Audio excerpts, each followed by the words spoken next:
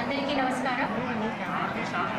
ఉత్తర Texas Telugu సంఘం సభ్యులకి విచ్చేసిన అతిథులందరికీ మా సాదర స్వాగతం.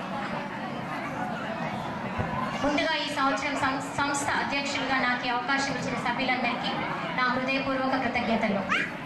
అంచెలుగా ఎదిగిన మన సంస్థ ఎంతో పెద్ద రూపు సంతరించుకుంది. ఇటీవల రజతోత్సవాలను ముగించుకుని ముందుకు సాగిపోతోంది.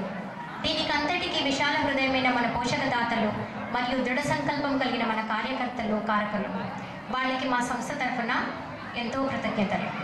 వివిధ విభాగాలతో వివిధ సేవా కార్యక్రమాలతో సేవలందిస్తోంది మన సంస్థ. ఎన్నో విధాలుగా సభ్యులని అలరిస్తూ మరింత సేవా కార్యక్రమాలను విస్తరించాలని ఈ సంవత్సరం మా ప్రయత్నం.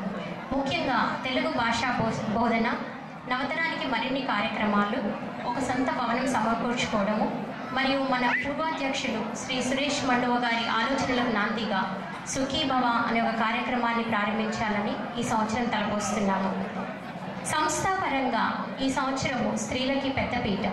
ముఖ్యంగా మన సంస్థ రాజ్యాంగంలో పొందుపరిచిన విధంగా 3వ మంది సభ్యులని స్త్రీలుగా చూడాలని మేము ఎంతో కోరుకున్నాము. అది ఈ సంవత్సరం సఫలీకృతమైంది. మరి ముఖ్యమైన విశేషం ఏమిటంటే, ఈ సంవత్సరము మన కార్యక్రమంలో జరిగే మొట్టమొదటి కార్యక్రమానికి, మన సంస్థ తరఫున కార్యక్రమాల్లోని మొట్టమొదటి కార్యక్రమానికి శ్రీమతి అరుణ సుబ్బారావు గారు ఇండియా నుంచి ముఖ్య అతిథిగా విచ్చేశారు. అది స్త్రీలందరికీ గర్వకారణము. ఈ సంవత్సరంలో చేసిన మొదట్లో చిన్న మార్పుల్లో ముఖ్యమైనది పోషకదాతలకి కొన్ని విభాగాలను ఏర్పరిచాము.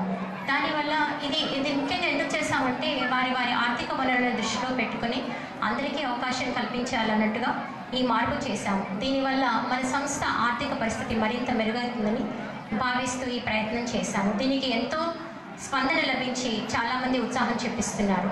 ఇక సాంస్కృతిక కార్యక్రమాలకు విషయానికి వస్తే, మాతృదేశపు కళాకారులకు దీటుగా మన స్థానిక కళాకారులు కూడా ఎంతో కృషి చేసి ఎంతో వైవిధ్యం ఉన్న కార్యక్రమాల్ని మనకి ప్రదర్శిస్తున్నారు. ఈ సంక్రాంతి కార్యక్రమానికి దాదాపు 200 మంది స్థానిక కళాకారులు తమ ప్రతిభను ప్రదర్శిస్తున్నారు. దీనికంతటికీ కారణం మన సాంస్కృతిక కార్యదర్శి శ్రీ రాజేష్ చిలుకరి గారి కృషి, ప్రోత్సాహం.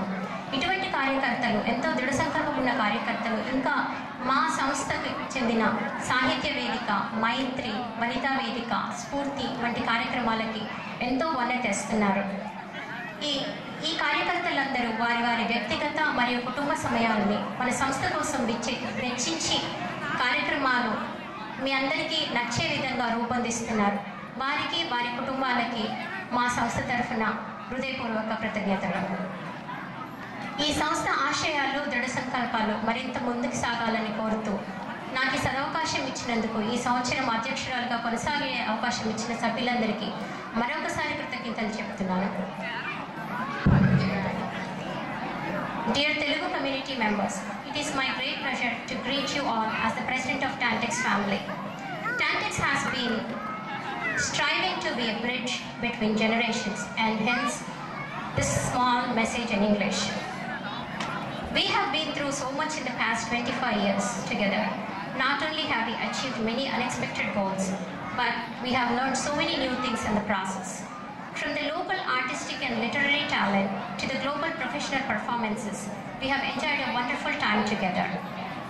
In this first new year, not only will we be able to achieve as much as we did in the past, but we will pave a clear, firm path to our future of the next years, leading up to the Golden Jubilee and far beyond. Tantex has devoted volunteers who are always ready and willing to help. With the same invaluable teamwork and input we have always had, we will be able to ultimately create an ideal utopian Telugu society.